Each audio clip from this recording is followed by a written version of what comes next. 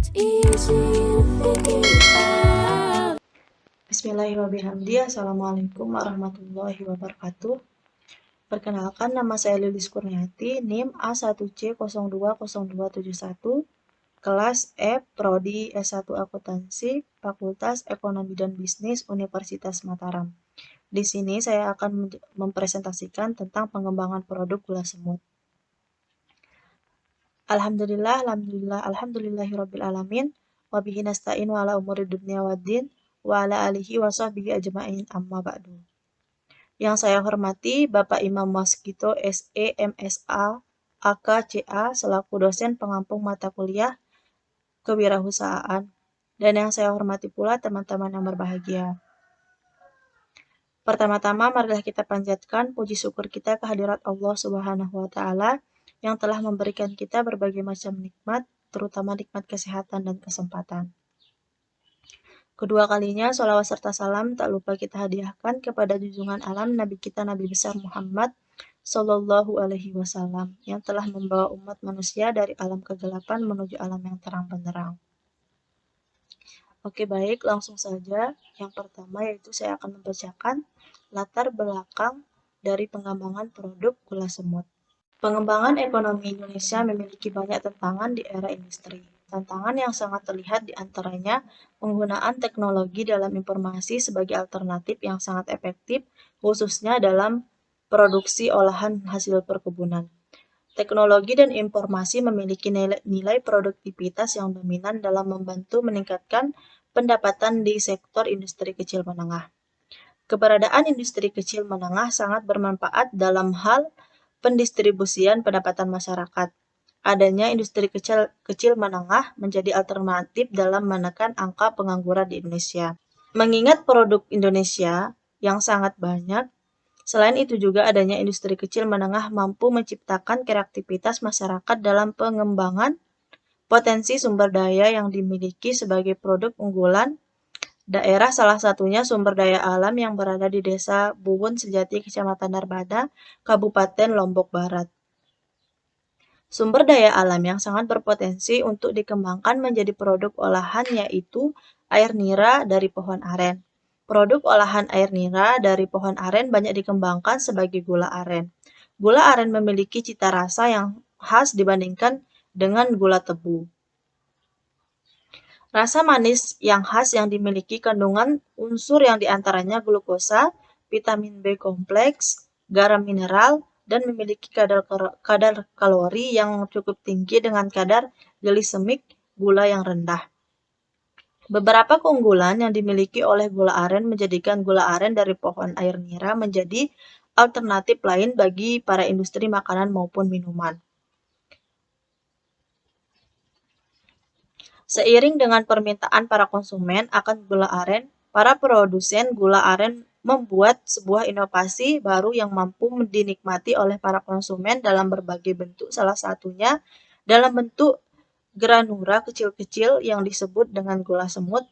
Gula semut memiliki bentuk yang hampir mirip dengan gula pasir. Bentuk yang mirip dengan gula pasir menjadikan gula semut ini sebagai alternatif pengganti gula pasir dalam olahan kopi dan olahan beberapa industri kue dan roti. Pengembangan industri kecil menengah perlu ditingkatkan dengan berbagai aspek kerjasama yang harus dilakukan oleh setiap pihak yang terkait. Peningkatan kerjasama di industri kecil menengah diharapkan mampu menjadi solusi pemulihan ekonomi di masa pandemi COVID-19. Keberadaan pandemi COVID-19 memiliki berbagai dampak dalam pertumbuhan ekonomi nasional. Dampak yang timbul menjadi sebuah permasalahan yang harus diatasi oleh setiap pihak sehingga energi untuk membangun pemulihan ekonomi di masa pandemi bisa teratasi. Pengembangan produk kelompok usaha gula semut sebagai upaya meningkatkan pendapatan masyarakat menjadi salah satu langkah yang kami lakukan untuk melaksanakan Tridharma perguruan tinggi. Selanjutnya saya akan menjelaskan gambaran umum produk. Yang pertama, permasalahan. Berbagai permasalahan yang menjadi fokus kami adalah Kurangnya pengetahuan pelaku UMKM dalam produksi yang sesuai dengan standar produksi sehingga belum mampu bersaing di pasaran yang lebih luas, serta faktor distribusi hasil produksi yang belum banyak diketahui oleh pelaku usaha serta kurangnya ilmu pengetahuan, sarana dan prasarana produksi modal usaha yang terbatas dan kebiasaan menjual barang mentah tanpa pengolahan. Selanjutnya, manfaat kegiatan. Ada 3 manfaat kegiatan. Yang pertama, memberdayakan dan meningkatkan pengembangan usaha mikro kecil dan menengah atau UMKM di lingkungan masyarakat. Yang kedua, meningkatkan produksi dan nilai tambah. Yang ketiga, memanfaatkan sumber daya alam secara optimal sebagai modal mata pencaharian masyarakat. Selanjutnya, saya akan menjelaskan proses pembuatan produk. Yang pertama, air nira yang harus didapatkan dari pohon aren disaring menggunakan kasa bersih. Yang kedua, tuangkan dalam kuali untuk dilakukan proses pemanasan